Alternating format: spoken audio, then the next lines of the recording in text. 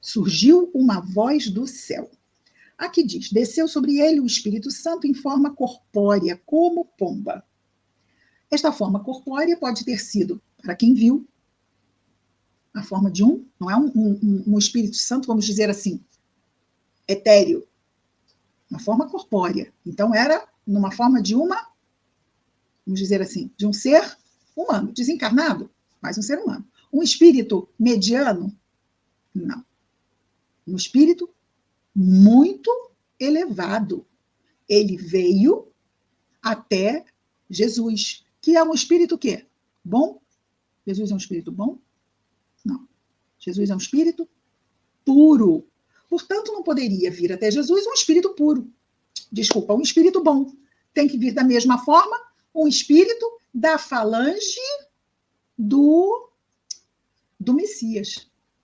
Vamos lembrar, por exemplo, do nosso conhecido anjo Gabriel. Lembram do anjo Gabriel?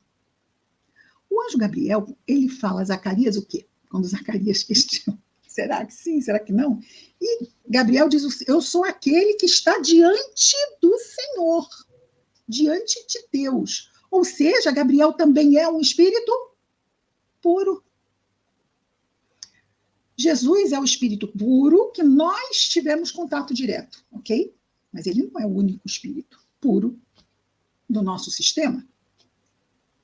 O fato de nós termos alguém coordenando diretamente não quer dizer que não haja o quê?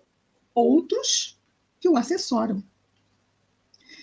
Então, vem esse espírito e uma voz do céu diz, nesse momento do batismo, tu és o meu filho amado a quem me comprazo. Muito bem, o que acontece depois disso?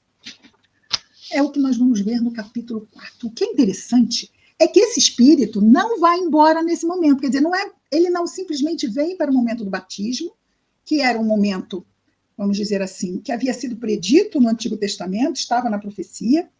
Ele continua com Jesus, esse espírito. Ok? Então, nós começamos o capítulo 4 com Jesus e este Espírito Santo, ou seja, esse espírito de escol extremamente elevado, junto a ele. Nesse exato momento, quando Jesus é batizado, o que acontece? Ele dá início à sua missão. O batismo é a marca inicial da sua missão. Sua missão é marcada com o quê? Com o batismo. A missão de trazer para nós o Evangelho. Então, nós tivemos a chegada de Jesus à Terra, o seu nascimento, os anjos, mas era uma criança que precisaria o quê? Crescer, não é? E quando estivesse para ser o momento de começar, poderia ter começado aos 18, por que não começou aos 18, começou aos 30? Porque nós perguntamos porque temos boca. Por que não perguntar? Vou perguntar por quê? Por quê? Ora, a gente não entende muita coisa, não é? O que sabemos? Vamos lá. O que sabemos? Sabemos que ele começou aos 30, certo? Começou aos 30. Às vezes, as coisas são muito mais simples do que a gente imagina. Um rapaz, um homem jovenzinho de 18 anos, um jovem, não é nem, né? Nós chamamos nem de um homem, um jovem. Um homem de 30. A Palestina do início do primeiro século. Vai ouvir quem mais facilmente? Então, culturalmente, talvez até fique fácil, se é que nós podemos, mas não custa nada, né? Porque nós perguntamos porque temos boca. E também vamos levar adiante, por que não? Querida Ana Vanessa, seja bem-vinda. Muito bem, agora vai sentar perto da porta, tem pouco lugar. Seja bem-vinda, minha querida. Importante que você está aqui. Muito bem.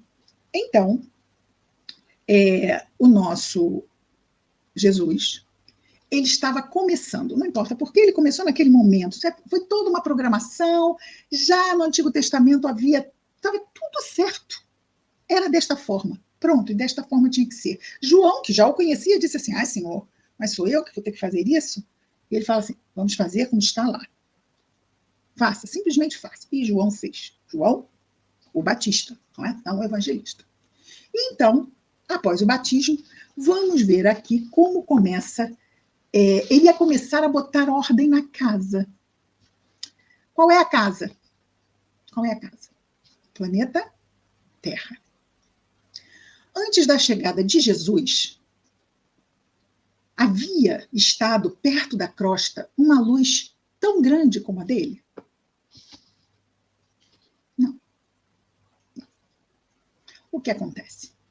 Acontece que os espíritos, né, quando o gato sai, os ratos fazem a festa, não tinha gato, ninguém viu gato, então as coisas estavam como se fosse assim, estabelecido e estruturado dentro, digamos, nas esferas inferiores, não é? Dentro da lei do mais forte. Tínhamos as leis de Deus? Tínhamos as leis de Deus. Mas já veio Moisés, colocou outras leis em cima, e até hoje nós temos leis, não temos? Mas tem pessoas que facilmente descumprem as leis. Imaginemos aquela época. Então, hoje nós temos colônias, nós temos postos de socorro, a luz até na crosta nós temos postos de socorro. Mas naquela época não era assim. Jesus chegou, nossa, no invisível, a presença de Jesus na crosta deve ter sido algo realmente incrível, né? Os anjos descendo, e Gabriel, e depois desce o Espírito Santo, quanta luz vindo à crosta, isto não era hábito acontecer. Era preciso informar. Quem se achava o quê? O dono da situação, que a situação não era mais a mesma. A chegada de Jesus foi, para a história da humanidade da Terra, um divisor de águas. E era preciso que tudo ficasse muito claro, até porque esses irmãos são filhos de Deus, como todos nós. Jesus não veio só, aliás, Jesus não veio para os sãos, ele mesmo disse isso, não é? Por quê? Porque os sãos não precisam de remédio. Nós somos aqueles que não somos sãos e precisamos do remédio que é o Evangelho. Então, o primeiro grupo, olha, foi antes dos apóstolos, antes de tudo. Jesus saiu do batismo e foi falar com os espíritos que, embora conhecendo Deus, sim, porque os espíritos trevosos sabem de Deus, conhecem Deus, mas estão afastados de Deus. E se aproximar de Deus exige muita coisa. Exige que aceitemos uma mudança de parâmetros. E isto é contenção, não fazermos mais o que fazíamos, não submeter mais como gostávamos de submeter. E para muitos ainda é um processo difícil e precisa de tempo para ser feito. Vemos isso que pode acontecer no século XXI, imaginemos lá, no ano 30, porque Jesus tinha 30 anos, é o ano 30. Mas mais ou menos, tem uma diferença de 4 anos. A letra mata, o espírito vivifica. Se nós ficarmos, isto não importa, se na linha do tempo é mais 4 anos, menos 4 anos, não é isto que vai fazer diferença. Isto pode criar o quê? Resistências. A questão é espiritual. A questão não é material, nem mesmo na forma de se contar o tempo. Mas, vamos lá. Então, o primeiro grupo que Jesus foi dar atenção foi, olha, quanto carinho, quanta fraternidade, quanta empatia, isso que nós podemos trazer um termo bem moderno. Sentir, não, vamos lá. Isso quer dizer que Jesus tinha certeza que ao ouvirem isto, eles iam mudar? Iam deixar de lutar contra ele? Iam deixar de querer continuar no erro, se comprazendo no mal como se compraziam? Isto ia mudar? Não importa. Não importa o que vai acontecer com o outro, caso façamos o bem que sabemos nos compete fazer. O que importa é atendermos a nossa consciência, não é? Jesus precisava, vamos em termos de prioridade, ele foi atender um determinado grupo. Aí eu não concordo com essa prioridade. Nós não tínhamos sido convidados para fazer parte do grupo que organizava tudo isso, não é? Então, realmente o que nós achamos, temos que ter um pouco de compreensão nesse sentido. Por quê? Quem organizou isso tudo sabe, não dá nem para contar quantas vezes mais do que nós temos condições de saber qualquer coisa.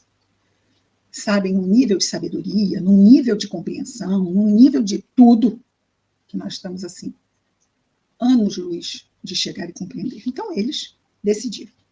Prioritário. Não vamos esquecer que esses espíritos influenciam todos os encarnados, não influenciam.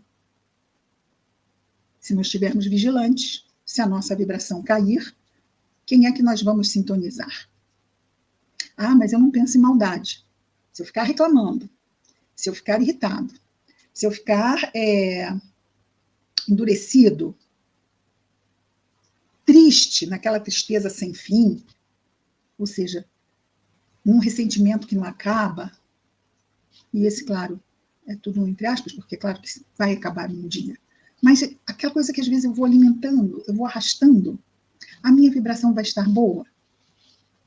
Eu não sou uma pessoa má, mas a vibração não estará boa. E eu estarei me colocando vulnerável a esse tipo de influência que não é positiva. Precisamos estar atentos a isso.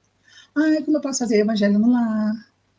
Posso buscar um horário diário que seja melhor para mim, para ler uma mensagem, para fazer uma prece. Nos tempos que estamos vivendo, isto é quase que fundamental, porque recebemos a todo momento estímulos que não nos ajudam muitas vezes a estarmos equilibrados. Receio disso, medo daquilo, e se acontecer não sei o quê, e se não sei o quê das quantas. Como se estivéssemos o quê? Ao Deus dará. Né? O que vai acontecer? Não sei, isso aqui está entregue às moscas. E não está, e não está. Nós é que não podemos também nos deixar, nós não podemos nos deixar às moscas. O mundo não está às moscas.